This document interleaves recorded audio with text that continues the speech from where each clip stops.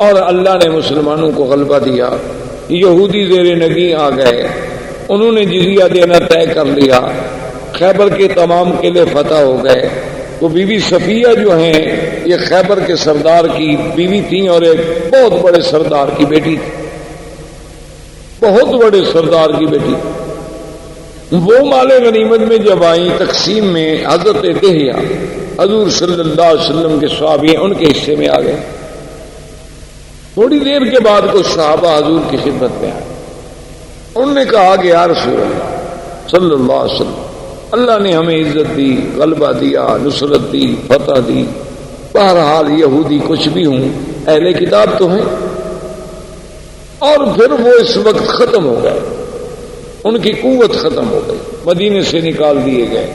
خیبر میں آئے، خیبر میں ذلیل ہو گئے، مسلمانوں کے بعد گزار بن گئے۔ لیکن صفیہ ایک بہت بڑے سردار کی بیٹی، بہت بڑے رئیس کی بیٹی اور ایک بہت بڑے سردار کی بیوی، اگر آپ اس سے خود شادی فرما لیتے تو کم از کم ان کی شان رہ جاتی، ان کی دلجوئی ہو جاتی، اور یہی بات جو ہے شاید ان کے اسلام میں آنے کا ذریعہ بن جاتی۔ حضور صلی اللہ علیہ وسلم نے فرمایا کہ ہاں بات تو ٹھیک ہے، لیکن وہ تو دہیہ کے حصے میں آ گئی، میں تو اپنے صحابی سے کچھ کہنے کے لیے تیار نہیں، جس کے مقدر میں نصیب میں تھی باندھی اسی کو مل گئی۔ صحابہ نے حضرت دہیہ سے پوچھا تو نے کہا واللہ، اب دیکھیں سارا سلسلہ قدرت کی طرف سے، اور انہوں نے کہا واللہ، انہوں نے کہا خدا کی قسم ہے میں نے تو اس وقت تک بی بی صفیہ کو دیکھا ہی نہیں، باوجود اس کے وہ میرے حصے میں آ گئی، لیکن میں نے تو نظر ہی نہیں پڑی۔ اگر حضور چاہتے ہیں تو میرا تو اپنا جسم و جان قربان ہے کہ جائے کہ ایک جاریہ، ایک غلام لڑکی جو مجھے ملی ہے میں حضور کے لیے قربان نہ کر سکوں، یہ کوئی بات ہے؟ تو بہرحال حضور صلی اللہ علیہ وسلم نے اس وجہ سے شادی کی۔ اب اس بات کو دیکھیں کہ جب شادی ہو گئی تو بی بی صفیہ کے چہرے پر ایک نشان، تو سرکار دو عالم رحمت للعالمین حبیب کبریا حضرت محمد مصطفیٰ صلی اللہ علیہ وسلم، آپ نے ایک دن پوچھا کہ صفیہ ماہ یہ کیا نشان؟ اس نے کہا حضور نہ پوچھیں تو اچھا ہے۔ حضور نے فرمایا اب تو میں نے پوچھ دیا۔ انہوں نے کہا حضور پھر آپ کو شاید میرا جواب ناگوار گزرے۔ آپ نے فرمایا وہ بھی نہیں، جو بات ہے بتا دو۔ اس نے کہا حضور بات یہ ہے اتنا عرصہ قبل میں نے خواب دیکھا تھا کہ ایک آسمان سے چاند اترا ہے اور میرے ساتھ آ کے بستر پہ لیٹا، یہ میں نے خواب دیکھا۔ تو صبح میں نے یہ خواب جو ہے اپنے شوہر کو بتلایا کہ میں نے رات یہ خواب دیکھا ہے کہ آسمان سے ایک چاند آتا ہے اور آ کے میرے پہلو میں میرے بستر پہ لیٹ جاتا ہے، تو میرے خامن نے غصے میں آ کے مجھے مارا تو یہ میرا زخم ہو گیا۔ اس نے کہا اچھا حل تریدین ازواجک بمحمد، یہ خواب تم اس لیے دیکھ رہی ہو کہ تم محمد مصطفیٰ کی بیوی بننا چاہتی ہو، حالانکہ وہ تو یہودی ہے۔ اور چاند دیکھنے سے بھی کیا ہو گیا، ان کو پتا تھا کہ یہ چاند کی تشبیہ جو ہے اس دنیا میں اگر کسی کے ساتھ تھوڑی سی بھی مماثلت کرتی ہے تو وہ صرف حضور صلی اللہ علیہ وسلم کی ذات۔ تو اب شادی سے پہلے اس کا خواب آنا اور وہ اللہ کے حکم کے بغیر تو خواب نہیں ہو سکتا۔ اسی طریقے سے آپ دیکھیں بی بی صفیہ کے علاوہ اور بی جو ہے سیدہ حفصہ، اسی طریقے سے حضور صلی اللہ علیہ وسلم کی جتنی بیویاں، بی بی میمونہ، یہ جو آپ مدینہ منورہ جاتے ہیں نا نوریہ کے قریب جن کا مزار ہے، یہ وادی صرف ہے، یہ بی بی میمونہ یہاں سے ہیں، اور ان کا بھی عجیب بات ہے کہ ولدت بصرف ونکحت بصرف وتزوج بها بصرف وماتت بصرف، کہ بی بی پیدا بھی اسی علاقے میں ہوئی، نکاح بھی اسی جگہ ہوا، حضور نے بی بی بھی اسی جگہ بنایا، اور پھر موت بھی اسی جگہ آئی اور دفن بھی اسی جگہ ہوئی۔ اسی طریقے سے آپ دیکھ لیں حضور صلی اللہ علیہ وعلا آلہ واصحابہ وسلم کی ایک بی بی ہیں جویریہ۔ یہ جویریہ جو ہے یہ نضر ابن حارث کی بیٹی ہیں۔ نضر بن حارث جو ہیں یہ بنی المصطلق کا بہت بڑا سردار ہے، اس نے حضور کے خلاف جنگ کرنی چاہیے، حضور نے حملہ کیا، فتح ہو گئی، شکست کھا گیا، اور یہ بیوی جو تھی یہ حضور صلی اللہ علیہ وسلم کے پاس آئیں تو حضور صلی اللہ علیہ وسلم کو عرض کیا گیا حضور کہ نضر بن الحارث ٹھیک ہے آپ کا دشمن ہے، لیکن وہ بن المصطلق کا ایک بہت بڑا سردار، اور یہ سردار کی بیٹی ہے، اگر یہ آپ کے گھر میں آ جائے تو تالیف قلب ہو جائے گی۔ حضور صلی اللہ علیہ وسلم نے قبول کیا تو بی بی عائشہ فرماتی تھی کہ اس بیوی جیسی، بی بی جویریہ جیسی عورت خوش قسمت میں نے کوئی نہیں دیکھی۔ تو لوگوں نے پوچھا کہ بی بی وہ کیسے؟ انہوں نے کہا کہ جب حضور نے شادی کر دی تو جس صحابی کے گھر میں کوئی بی بی باندی بن کے، کنیز بن کے ملی تھی اسی خاندان سے، فَآتَقُوهُمْ فَأُوتِقَتْ مِئَةُ امْرَأَةٍ، انہوں نے کہا، سب نے کہا بھی آزاد کر دو، اب تو ان کا حضور سے رشتہ ہو گیا، حضور کے رشتہ داروں کو ہم گھر میں غلام بنا کے کیسے رکھیں، کنیز بنا کے کیسے رکھیں؟ تو اس بیوی کی وجہ سے 100 لڑکی کو آزادی ملی، تو اس جیسی خوش قسمت بیوی کیسے ہو سکتی؟ بی بی ام حبیبہ ابو سفیان کی بیٹی، پہلا خاوند جب فوت ہو گیا، حضور صلی اللہ علیہ وسلم سے شادی ہوئی تو ایک ایک نکاح پہ آپ نظر دوڑائیں، ایک نکاح میں بھی حضور صلی اللہ علیہ وسلم کی خواہش نفسانی یا حضور صلی اللہ علیہ وسلم کی تمنا آپ کو نظر نہیں آئے گی، بلکہ اللہ کا احکام، اسلام کا پھیلانا، دین اسلام کی قوت کا ذریعہ بننا، اور وہ دین جس نے قیامت تک چلنا ہے۔ حضور کی داخلی زندگی کے بارے میں ہمیں کون خبر دے؟ یعنی خارجی زندگی تو صحابہ کے سامنے، لیکن حضور کی داخلی زندگی، حضور کے گھر کی زندگی، حضور کی نیند، حضور کی تہجد، حضور کا رات کا پڑھنا، حضور صلی اللہ علیہ وسلم کا گھروں میں بیٹھنا، حسن معاشرت، یہ ساری چیزوں کا سبق کون دے سکتا تھا؟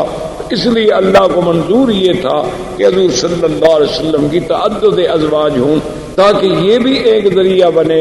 دین مصطفیٰ صلی اللہ علیہ وسلم کو پورے عالم میں پھیل۔ اور پھر عدل دیکھیں، اللہ نے ہر مسلمان مرد کے لیے 4 بیویوں کی اجازت دی کہ ہر آدمی 4 بیویاں کر سکتا۔ قرآن پاک میں موجود ہے، فَانكِحُوا مَا طَابَ لَكُم مِّنَ النِّسَاءِ مَثْنَىٰ وَثُلَاثَ وَرُبَاعَ فَإِنْ خِفْتُمْ أَلَّا تَعْدِلُوا فَوَاحِدَةً،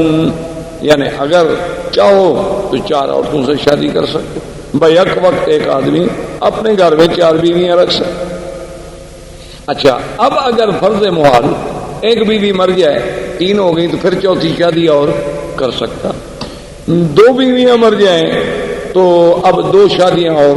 کر سکتا ہے۔ فرض محال خدا نہ کرے جھگڑا ہو گیا، اس نے ایک بیوی کو طلاق دے دی تو پھر 3 بچ گئی، تو اب ایک اور بیوی کر سکتا ہے۔ لیکن ادھر دیکھیں، اللہ نے اپنے نبی کو 9 بیویوں تک کی تو اجازت دے دی، لیکن پابندی کیا لگا دی؟ آپ نے، اللہ نے حکم فرما دیا کہ میرے نبی آج کے بعد آپ ان بیویوں کے بجائے اور کوئی شادی نہیں کر سکتے، کہ اس میں سے کسی کو طلاق دے دیں اور شادی کر لیں، یا ان میں کوئی بیوی مر جائے تو اس کے بدلے میں اور بیوی لے آئے نہیں، بس اب اللہ نے آپ کے مقدر میں یہ رکھ دی، یعنی اجازت تو 9 کی دے دی، لیکن آگے ہمیشہ کے لیے پابندی لگا دی۔ آگے اللہ تبارک و تعالی نے پابندی لگا دی، یہاں عام آدمی کو 4 کی اجازت تو دی، لیکن آگے پابندی نہیں لگائی۔ اور اسی طرح دیکھیں کہ ایک دفعہ حضور صلی اللہ علیہ وسلم اپنی بیویوں سے کسی مسئلے میں ناراض ہو گئے، اور آپ نے قسم کھا لی کہ میں 1 مہینے تک کسی بیوی سے بات نہیں کروں۔ اس کو کہتے ہیں شریعت میں ایلا۔ حضرت عمر رضی اللہ تعالی عنہ کو جب پتہ چلا کہ حضور نے اپنی بیویوں کو طلاق دے دی، تو حضور حضرت عمر تشریف لائے اور بی بی حفصہ سے بے حد ناراض، اور انہوں نے کہا کہ دیکھو تم لوگ حضور کو ہر وقت تنگ کرتی ہو، خرچہ چاہیے، اور حضور خرچہ دیتی ہیں تو تم صدقہ و خیرات کر دیتی ہو، اور حضور صلی اللہ علیہ وسلم کو پریشان کرتی ہو ہر وقت، تو یہ بات جو ہے باعث خطرہ ہے۔ اور ہو سکتا ہے کہ حضور نے اگر طلاق دے دی تو اللہ تو قادر ہیں حضور کے لیے اور بیویوں کا انتظام کر لیں، اللہ کو کیا مشکل ہے۔ اب آپ قرآن کے الفاظ پہ غور کریں۔ عسى ربه إن طلقكن أن يبدله أزواجا خيرا منكن مسلمات مؤمنات قانتات تائبات عابدات سائحات طیبات وابکارا۔ اللہ نے فرمایا کہ خبردار، اگر اللہ چاہے اپنے نبی کو حکم دے دے کہ تم کو طلاق دے دے، اللہ تم سے بھی زیادہ بہتر عورتیں نبی کے گھر میں لے آئے جو اسلام والی ہوں گی، ایمان والی ہوں گی، راتوں کو عبادت کرنے والی ہوں گی، رات دن اللہ کے دین کے پھیلانے والی ہوں گی، روزے رکھنے والی ہوں گی، اور اپنے جسم و جان کی مال کی حفاظت کرنے والی ہوں گی۔ ایسی بیویاں بیوہ بھی ہوں گی، کنواری بھی ہوں گی۔ اگر اللہ چاہے تو آپ سے بھی زیادہ بہتر بیویاں لے آئے۔ اب مسئلہ سمجھیں، علماء نے لکھا ہے کہ اللہ کے نبی نے کسی بیوی کو پھر طلاق نہیں دی، اور اللہ نے یہ بھی حکم کر دیا کہ حضور اب یہ آپ کی بیویاں ہیں، ان کے بجائے اور تبدیل بھی نہیں ہو سکتی۔ تو علماء نے یہی سے نقطہ نکالا کہ ان بیویوں سے اور کوئی بیویاں اچھی ہوتی تو اللہ بدل دیتے، کیونکہ ان سے اور اچھی کوئی کائنات میں اور پیدا ہی نہیں ہوئی تھی، تو اس لیے اللہ نے بدلی نہیں، ورنہ اللہ چاہتے تو ان سے اچھی ہوتی تو اللہ تبارک و تعالیٰ اور بدل دیتے۔ اچھا پھر دیکھیں قرآن کیا کہتے ہیں، سیبات و ابکارا، بیوہ اور کنواریاں۔ انہوں نے کہا یہی ترتیب دیکھ لو کہ پہلے شادی حضور کی بیوہ سے ہے اور کنواری کی بعد میں ہے، تو اللہ نے بیوہ کا پہلے ذکر کیا، کنواری کا بعد میں ذکر کیا، تو جس سے اشارہ ہوا کہ میرے نبی یہ ہم نے آپ کے لیے چن لی ہیں، یہ مسلمات بھی ہیں، مومنات بھی ہیں، قانتات بھی ہیں، تائبات بھی ہیں، عابدات بھی ہیں، سائحات بھی ہیں، ان سے اچھی بیویاں دنیا میں نہیں۔ تو یہ ساری تو پھر اللہ نے چن کے نبی کے لیے فیصلہ کیا، اس میں حضور کی ذات پہ اتہام لگانے کی یا حضور صلی اللہ علیہ وسلم کی ذات پہ حملہ کرنے کی کسی کو کیوں، ما سوا اپنی گمراہی کے یا اپنی بدباطنی کے اور کوئی اس میں وزن یا حقیقت یا دلیل کوئی۔ اب جناب دیکھیں گے حضور کی شادی کے بعد سرزمین مکہ میں جو بڑا ایک مشہور یعنی واقعہ پیش آیا وہ تھا تعمیر کعبہ۔ یعنی ابھی حضور کو نبوت کا اعلان نہیں ہوا، لیکن حضور کی شادی ہو گئی۔ حضور صلی اللہ علیہ وسلم کی زندگی میں آپ کے عین شباب میں کعبۃ اللہ کی تعمیر کا فیصلہ ہوا۔ دار الندوہ میں تمام مشرکین کے سردار اکٹھے ہوئے اور انہوں نے فیصلہ کیا کہ بھئی کعبہ شریف بہت بوسیدہ ہو گیا ہے، اس کی تعمیر دوبارہ ہو، اور اس کی تعمیر جو ہے، اب مسئلہ یہ تھا کہ حضرت ابراہیم علیہ السلام نے کعبے کی تعمیر کی تھی پتھروں سے، جیسے آپ کے سامنے،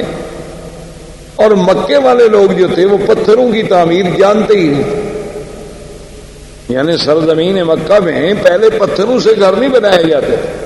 وہاں گھر بنتے تھے مٹی، جیسے آپ نے دیکھا نا اپنے دیہاتوں میں، آپ جانتے ہیں نا مٹی کی کچی کی دیواریں کھڑی کر کے اوپر چھپر سے ڈال دیا، گھر بن گیا۔ تو اسی طرح سے مشرکین مکہ کے لیے ایک مسئلہ یہ تھا کہ بھئی خدا کا گھر تو بنائیں، لیکن سوال یہ ہے کہ یہ پتھروں کی تعمیر ہم کیسے کریں، اور اگر پتھروں کی تعمیر ہم کریں تو پھر فاصلہ چھت کا بہت بڑا ہوگا، اس کے لیے لکڑی، شیطیر اور کڑیاں اور یہ کہاں سے لے آئیں۔ خیر اتفاق ایسا ہوا کہ ایک سفینہ آیا، کشتی آئی بہت بڑی مال بردار، وہ جدے کے قریب آ کے خشکی پہ چڑھ گئی اور ٹوٹ گئی۔ مکے والوں کو پتہ چلا کہ بھی ایک کشتی آئی ہے اور وہ بہت بڑی کشتی ہے اور ٹوٹ گئی ہے۔ انہوں نے کہا معلوم ہوتا ہے کہ اللہ میاں اپنے گھر بنانے کا کام ہم سے لینا چاہتے ہیں، اس لیے لکڑی کا انتظام ہو گیا۔ اب انہوں نے کہا بھی چلو لکڑی بھی وہاں سے ہم خرید لیتے ہیں، لیکن بنائے گا کون؟ تو چند دنوں میں خدا کی شان ہے کہ ایک قبط قبیلے کا آدمی جو ہے غلام، وہ مکے میں پہنچ گیا اس نے کہا کہ میں تو کام ہی یہی کرتا ہوں پتھروں کی تعمیر کا. تو مشرکین مکہ نے کہا کہ دیکھا بھی اللہ راضی ہے, ادھر لکڑی کا انتظام کر دیا اور ادھر ایک مستری بھی بھجوا دیا, تو اب ہمیں کعبہ تو بنانا ہی بنانا ہے. لیکن آئے پہلے ایک شرط کر. سب سردار اکٹھے ہو کے بیٹھ گئے, اور شرط پتہ ہے کیا تھی کہ اللہ یکون مال حرام, کہ اللہ کے گھر میں حرام کا پیسہ نہیں لگے. انہوں نے کہا اچھا جی, اب حرام کی خود تعریف سنیں کافروں سے, ہیں کافر ہو. انہوں نے کہا ولا مال مہر بغی,